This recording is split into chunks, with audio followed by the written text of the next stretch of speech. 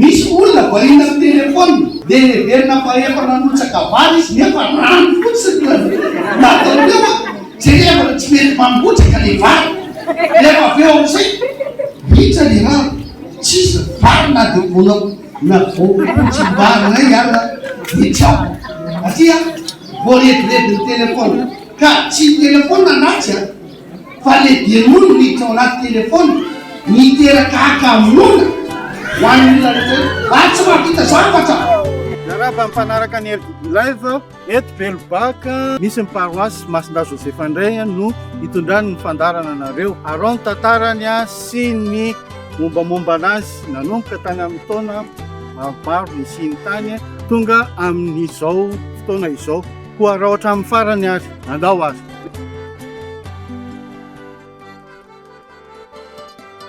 Ka raha tahiny misy mitenenareo dia ilaza hoe misy ilan'ny tompo azy dia avelany entinareo miaraka amin'izay izy. Matio 2:23 faly miarabantsika mpanaraka sy mpakafia ny RTP Live atya mahajanga indray zao misy atsika mompera Léon Zansery no tazitsika amin'ny sary mompera Léon Zansery dia pera homony fonja osesiny mahajanga ary mpanampy ato amin'ny paroasy Saint Joseph Belobaka ihany koa amin'izay tao anatin'ny fonja zay dia voatendrina akaty Belobaka dia niraisiko teny faneva ary teny fanetanana so antena mpiany fa hoanvoaka kristianina mihitsy hoe mitsangana ary mamira pirata ary Jerusalema bokin'izy himpaminany io izay himpaminany ny ran'Andriamanitra hiteny amin'ny zanak'Israely anatsesy tany hitondra teny fampanantenana ho azy ireo dia mendrika ny zanany koa ty Belobaka malalatsika malalanay ty malalatsika menakavy mitsangana ary mamira pirata famposaka ho anao ny fahazavan'ny fahamarina dia izany tokoa satria Belobaka ny anisan'ny tanàna vavahadiny mahajangy mitsy daholo nakasoavana nakaratsiana voketo daholo koa nakasoavana nakaratsiana ao anatin'izany national zany izy nefa no miorina etỳ Tampitenobohitra ilay paroasy Saint Joseph zany ho avy amin'ny tokoa famira piratana satria hita fa olona mila fanentanana reto olona reto ary mandray fanentanana ary olona mora entanana ihany koa efa nampiny io teny fanentanana io dia hoe tsy ianao ny kely indrindra ary vohitra Jodao sisy fa ao aminao mihevin'ny mpamonjy mbola teny fampanantenana tompompandriamanitra ny zanak'Israely io an'le andrain'i Jesosy Kristy mpamonjy kely indrindra le vohitra Jodao kanefa ho amin'ny mivoaka n'ilay mpamonjy efa nirin'Andriamanitra sy rany an'reto zanak'Israely reto dia nalaiko ampoiny hoe tsy hainao ny kely indrindra Belobaka amin'ny paroasy misy eto amin'ny vilona fa ao aminao no idiran'ny fahasoavana reto dia mety ho avy aty amin'ny faritra aty tokoa ty zao efa nandray famaranana ny zimadany efa nandray an'izany ty paroasy ty ary nanakoako zany retany zany renitanyta izany dia izay zany no zavatra hoe mampiditra anay tena hoe iplonge ao anatin'ny ambiansa hiaraka amin'ny tanàna hiaraka amin'ny vahoaka kristianina dia izahay moa tsy dia mahavinavina loatra fa raha vao mivoaka amin'ny fiangonana izahay mivoaka amin'ny tanàna ka moron-dalana miarahaba ny mponina rehetrarehetra ary voalazandrary mamperaperaaba olo dia ahonako tontry era-banan'olona fa areny no arena areny ny vahoakan'Andriamanitra areny ny rahan'Andriamanitra hitondrana amin'ny famonjena sy toriana ny vaovao mahafaty anterina hatrany ny fiarahabenantsika rehetrarehetra mpanaraka ny RTP Live faly miarahaba ihany koa ny mpanaraka sy mikarakara ny fandarana ary misaotra indrindra amin'izao fandarana izao ny araka ny voalaza teo aloha dia miainga teny amin'ny Bodimanga no ny atomboany fivavahana ary tonga izy paroasy izao izay indrindra no anton'izao famelabelarana atolotratsika menakavy izao satria anatin'ny fanitarana ny fiangonana ny kristianina satria raha mbola vitsy ny kristianina dia ankehitriny efa mananika ny fitonjato ka izay indrindra no anaovana izao fanitarana ny fiangonana izao izay ilana fanampiana be dehibe eto anivon'ny paroasy ary manentana trany ho antsika rehetrarehetra izay zanakam-pelezana manerana an'izao tontolo izao izay nandato ato anivon'ny paroasy na ireo nandray ny sakramenta indrindrandrindra mba hitodika aty amin'ny paroasy amin'izao fanitarana ataony kristianina izao ny fanampy ihany koa dia makasika ny fetim-piangonana mizara roa lehibe moa ny fetim-piangonana dia misy ny 7 marsa dia misy ny 5 novambra dia eo amin'ny 7 marsa io indrindra no iarahana amin'ny sekoly satria manana sekoly eto anivon'ny paroasy zay miara-miasa matotra eo anivon'ny paroasy ka ny sekoly no mandraikitra mivantana ny fetim-piangonana misy 20 marsa io ary ny 5 novambra dia nanjaran'ny paroasy manontolo no manao fikarakarana zay indrindra manao fanafitadiavam-bola indrindra amin'ny fanitarana ny fiangonana ka izay indrindra no hitondrana fanampy ny fanentanana antsika mianakavy mba samy handray anjara mavitra indrindra amin'ny asa fanitarana zao satria efa nisy natomboka fa dia mbola misy ihany koa ny mbola ho atao mbola fanampiny ihany koa antsika zanakam-pelezana rehetrarehetra indrindra isika izay nahazo fahasoavana tato amin'ny fiangonana nahazo sankramety entanina isika mba hitsidika na raha afaka manatona moa dia vameka tsara na afaka mifampiantso na mifandray laharana izay afahantsika mifanampy amin'ny paroasy amin'izao asa fanitarana izao fa tena ilainy dia ilainy paroasy tokoa ny fanampiantsika indrindra tsika ny ampitan-dranomasina. Misy kermesy moa izay ataon'ny fiangonana izay anatin'ny fanitarana izay fiangonana izay ihany koa izay atao ny fahavalo, ny fahasivy, ny fahafolo volana May ho avy izao dia fanentanana sahady antsika amin'ny fanohanana fanampy izay fanentanana izay moa hitantsika fa io aoriana koa izao ny asa fanitarana efa natomboka efa nisy ny poto efa mitsangana fa mbola maromaro eo ny fanafona eo ny rindrina eo ny fanatsarana ny atao anatiny dia tena mbola ilana fanampianantsika indrindra tsika zeka dia manantena ny fanampiantsika hitsidika ny paroasy sy hanampy ny paroasy amin'izay asa fanitarana ataon'ny paroasy fa asa vadidrano izy io tsy vita raha tsy fanakonina dia eto am-pamaranana dia mankasitraka mankatelina ny tondra ny fandaharana ary manentana antsika ihany koa izay manaraka ny fandaharana mba hanampy ny paroasy mankasitraka antsika mianakavy amin'ny fanarahana ny fandaharana mankasitraka antsika misaotra Andriamanitra no hitahintsika mianakavy misaotra mbola zazakely mbo tapitsy mifandaka io zany dia efa mahalala ny kosy amin'ny raty ataon'ny mpivady zany tsy hoe kivety ny tsantarofana koa jereko zany misy andiana maboty mipetraka ambony tamboa raha misy sipa mandalo ao vehivavy raha tafavoaka fa dia tena tsela zanany 100 kilometatra amin'ny masony ary tsy ajany raha tsy any amin'ny 100 kilometatra manaraka ihany koa tsy andalovana ro vandreo ka rehefa bangy ty sipa loatra mety anambadina ny anabaviny na mindeny ary misy zany dia tsy bangy any fa sipa ihany koa ny sipa ihany koa rehefa diso ty bandy loatra anambadiny anadany ny afarany sy mindainy zay le tsy andalovana mihitsy zay antomora misy afaty labe ohatranay tolo mba tsy lazava sasana ao volomaso ny efapotsy ny lohany efa sola mbola manentsika piela foana ary izy tsy afapo amivady manjana ny ohatrano tsy labaina ihany valaboky ihany koa ny batela antomola koa tsy mijanona andabaina fa na misy banikely ohatroary mikoty anazy dia pary foana izy io tsy normaly satria misy asymodiao amin'ny ao rehefa fantatsika telo tantarany sy mombamomba anazy dia ho avidrayntsika mantatra ny ndraikitra izay sahany eto amin'ny diosesy misy koa fanamboarana fiangonana ao anatin'izany koa raha ohatra amin'ny farany adao ary raha ianareo mitandrina ny didy ambony indrindra voalazan'ny soratra masina hoe tiavo ny namanao tahaka ny tenanao dia manon tsara ianao Jakoba 2:2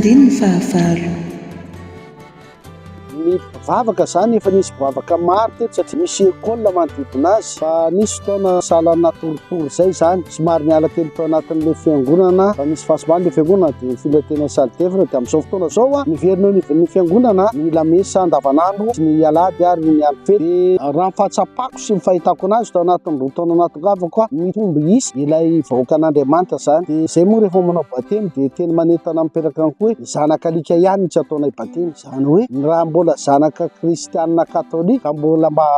vonina hivavaka izy sy afaka hivavaka hitaizany zanany hanapeny zanany ara-pinoana dia voniny izay araka aminy amin'ny sakramentany batemy ho faterahana olom-baovao io ary firosoana ho an'ny kristianina ary be dia be tokoa ny zanaka olombelona mbola tsy vita batemy ety amin'ity faritra ty satria ty faritra ty ny faritra mitiavy avaty tonga eto amin'ity faritra ty daholo ary ty daholo mifokotra aby misy eto Madagasikara na ny Atandoy na ny Betsirevaky na ny Betsileo na ny Pitsokoveto Zalava atao Atsirabe reto ameny tanàna koa ny merina efa tsy lazaina intsony ka zany hoe tena hoe fatra melting pot moa izy ny anglisy hoe fatra ifangaroana rasy maromaro zany hatramin'ny tsy mety misy eto ireo olona reo zany mivelona amin'ny fivelomana fiainana andavanandro ao anatin'ny fiainana mafiady ihany zany amin'ny ankapobeny satria olona ndeha karama ny tonga aty fa tsy hoe olona tena fa maharitra zany dia ao anatin'izany vahoaka zany ary efa etaninao tsara izy dia tapaketry ny vava olona efa nahalala finoana zany fa tsy hoe olona tsy mbola mahalala finoana fa mifanentanana fotsiny tsy maintsy atao mafimafy satria misy fotoana le atorotoriana kely zany izy ireo matorotoro kely iny no mila foazina rehefa taitra reo dia tamin'ny krismasy mipaka zany tena feno ny fiangonana ary hitanao amin'ny liturgia fa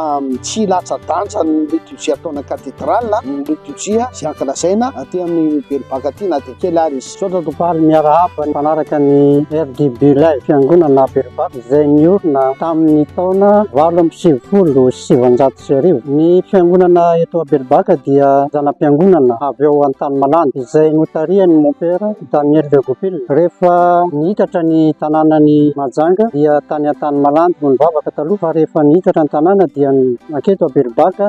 rehefa niteny mon père hoe maromaro hoe anareo kristiana any amin'ny faritra Belbaka iny dia nanaiky izay hoe maro fa mbola miparitaka tsy dia mbola tafavory dia avoreo aloha izy ny kristiana any aminareo dia anorina fiangonana any isika dia tamin'izay fotoana zay ny 5 novambra 8 no nanao lamesa teny Ambodimanga rehefa avy eo nisy trano izay nataony colon teto amin'ity toerana ity satria ity tany ity dia any colon taloha fa rehefa nody ny colon dia mena ny diocèse ka nisy trano tsy vita teo dia iny no nitafona dia tao no nivavaka izahay tamin'izay taona izay dia nandritra ny taona izay nivavahana tao dia efa nieritreritra hanangana paroasy dia mbola tsy paroasy misy tamin'izany fotoana izany fa rehefa tsangana ny fiangonana izay vaovao nandimby an'ilay fiangonana izay nivavahana tery dia mon père Selvarady indray no tonga teto dia efa natokana ho paroasy ny fiangonana teto a Belbaka tamin'izay fotoana izay ka ireto aby ny mon père izay nifandimby tao mon père Daniel de Goupil avy amin'ny fikambanany mon père Spiritain mon père Selvarady avy amin'ny fiangonana Mission de Paris teo nahatonga ny fiangonana tamin'izany fotoana izany mbola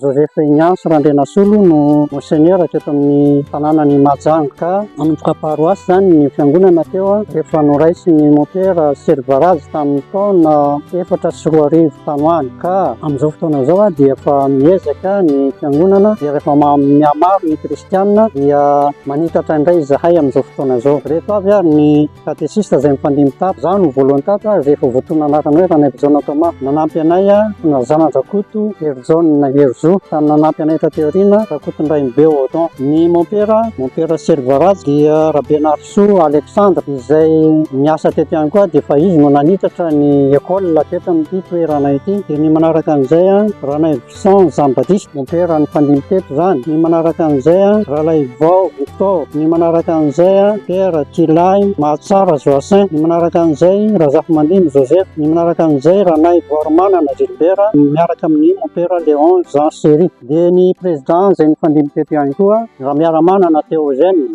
dia ao Rakotonay Vonoel dia ao ihany koa Razafin-Drakoto Joseph Richard dia Ramandimby Manana Charles dia Arjan Rakoto Vololona Manitra Raharjon Jean Galis izay président amin'izao fotoana izao izay sy izay ngamba no azoko tantaraina fa omeko ny namana hafa indray ny manohy an'izay zavatra no tantaraiko teo izay anohizana izay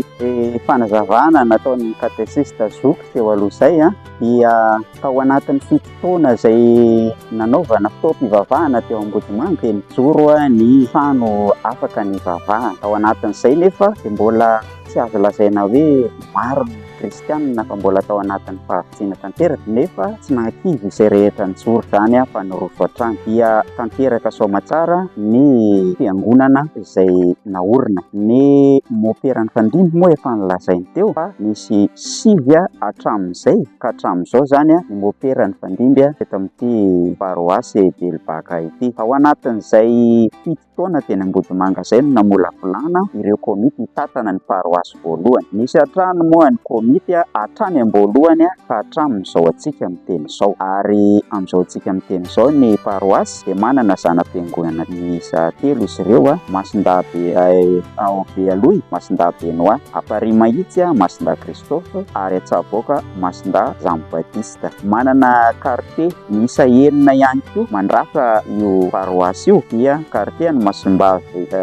Agnès, Masinda Etienne, Masinda François d'Assise, Masimbavy Elisabeth, quartier ny Masinda Antoine de Padoue ary Masimbavy Jeanne d'Arc. Misy folotafo ihany koa mandrafitra an'ireo quartier ireo, kanisa amin'ny folotafo eto amin'ity paroasy ity dia misy 10. Ny voameran'asa moa ato amin'ity paroasy misy anay ity dia misy izay voamera mirafitra eo anatrehany diocèse. Voameran'ny vocation, voameran'ny fianakaviana, voameran'ny justice EP na ny ACP zany ary ny voamera ny social na ny caritas. Fikambanana masina mijoro ihany koa dia misy 6 izy ireo, ao ny MPMK, ao ny AIM manany Antille Madagasikara, ao ny FIM manany Fanil Madagasikara, Tampikry, Saint Vincent de Paul, Saint François d'Assise, équipe ny Rosaire, FPP ary carte d'honneur. Misy ihany koa ny vondrom-bavaka isan-karazany izay mijoro eto amin'ny paroasy Saint Joseph Belbaka. Misy ihany koa ny vovonana telo izay rakitra misy eto amin'ny